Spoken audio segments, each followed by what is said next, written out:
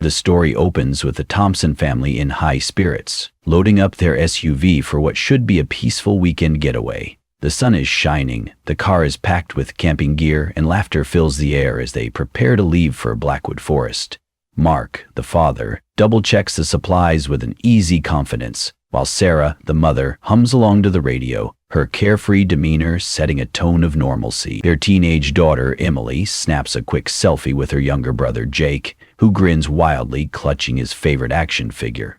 A small but telling detail that makes his later disappearance all the more unsettling. As they pull out of the driveway, the family engages in lighthearted banter, playing road games and joking about past camping mishaps. Emily texts a friend, casually mentioning that there's no cell service where they're headed, but promising to share photos when they return. An offhand comment that later becomes tragically ironic.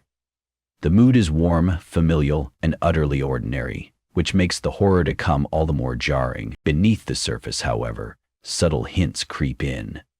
A radio news bulletin briefly mentions a missing hiker in a neighboring forest, but the family barely registers it, too caught up in their excitement. The camera lingers just a second too long on a shadowed stretch of road ahead, as if something unseen watches them pass. By the time they merge onto the highway, the audience is left with an uneasy feeling, a sense that this trip, despite its cheerful beginning, is already marked by something darker. It lulls the viewer into a false sense of security, making the eventual horror hit harder. Every detail, from Jake's toy to the ignored news report, serves as a quiet setup for the nightmare that awaits them in the woods. The happiness feels genuine, but in hindsight, it's the last moment of peace the Thompsons will ever know. The family's SUV rumbles down a narrow, tree-lined road as the dense canopy of Blackwood Forest swallows the daylight overhead. The GPS flickers in and out before finally losing signal, just as Mark had warned.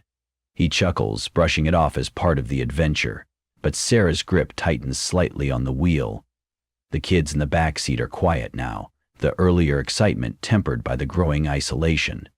The road turns to gravel, then to dirt, and finally they pull into a small clearing designated as their campsite. Stepping out of the car, the family is met with an eerie stillness. The forest is too quiet. No birds, no rustling of small animals, just the occasional creak of ancient branches shifting in the wind. Mark stretches and inhales deeply, declaring the crisp air perfect, but his voice sounds oddly small against the vastness of the woods. Sarah begins unpacking, her movements brisk, as if keeping busy will ward off the unease creeping in. Jake, ever the curious one, wanders toward the tree line, kicking at pine cones. Then he stops. Something catches his eye, a strange arrangement of sticks, twisted together in unnatural angles, almost like a crude symbol. He pokes at it, half fascinated, half wary, before Emily calls him back. She's been snapping photos of the scenery, the camera shutter clicking loudly in the silence. Later, when reviewing the images, she'll notice something she missed in the moment, a blurred, elongated figure standing between the distant trees, watching. Mark sets up the tent with practiced ease, whistling to himself, but the sound feels out of place. The sun dips lower, casting long shadows that stretch like grasping fingers across the campsite.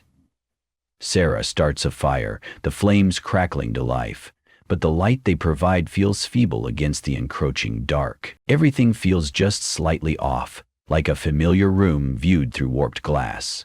By the time night falls, the audience is left with a gnawing dread. The Thompsons aren't alone here, and whatever is with them in the woods doesn't mean to welcome them. The fire crackles weakly in the pit, its orange glow barely pushing back the thick darkness of Blackwood Forest. The Thompson family huddles around it, roasting marshmallows and telling stories. But the warmth of the moment feels fragile, like a thin sheet of ice over deep black water. Laughter comes in short bursts, followed by stretches of uneasy quiet. The forest around them is unnaturally still, as if the trees themselves are listening. Jake, still rattled by the strange stick formations he found earlier, sticks close to his mother. His wide eyes dart toward the tree line every time a branch snaps or leaves rustle. Sarah reassures him it's just the wind, but even she glances over her shoulder a little too often. Mark, ever the skeptic, tosses another log onto the fire, and jokes about city kids being scared of the woods. His bravado sounds hollow in the vast, swallowing dark. When the family finally retreats to their tent, the night presses in around them. The fabric walls seem too thin, too flimsy against the enormity of the wilderness outside. Jake curls into his sleeping bag, clutching his action figure like a talisman.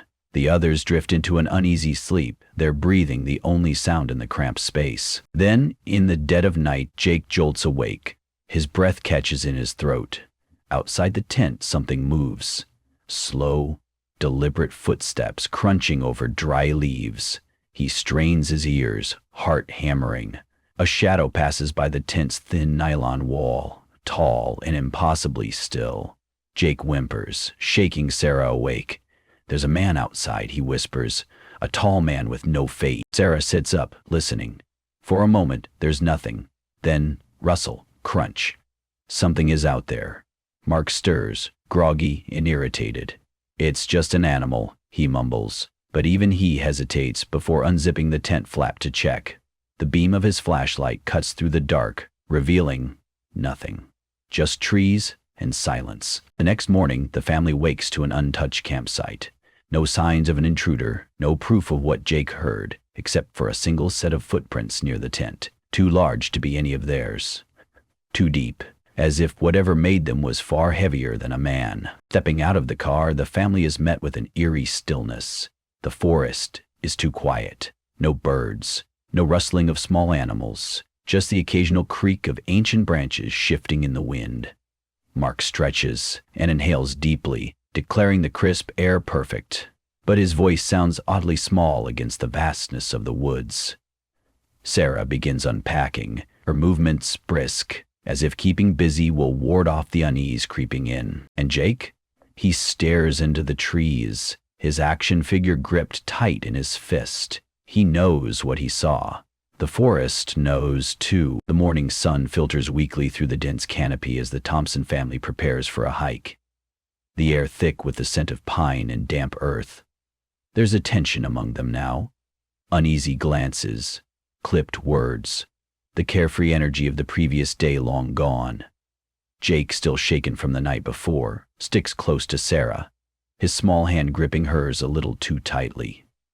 Mark leads the way, map in hand, though the trails are poorly marked, the ink on the worn paper smudged and fading. Emily trails behind, her phone useless in her pocket, but her camera still slung around her neck. She snaps absent-minded shots of the scenery, gnarled roots, twisted branches, sunlight piercing through the leaves in fractured beams. But when she pauses to review the images, her breath catches. In every photo, just at the edge of the frame, there's a blurred suggestion of something standing among the trees, watching, always watching. Jake, restless, suddenly darts ahead, his fear momentarily forgotten in the thrill of exploration.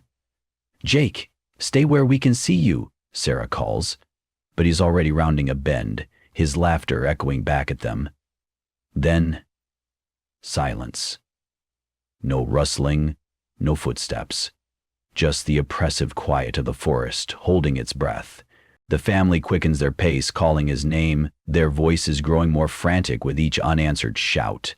They reach the spot where he vanished, a small clearing, eerily still. No sign of him, no footprints, just a single twisted stick formation on the ground.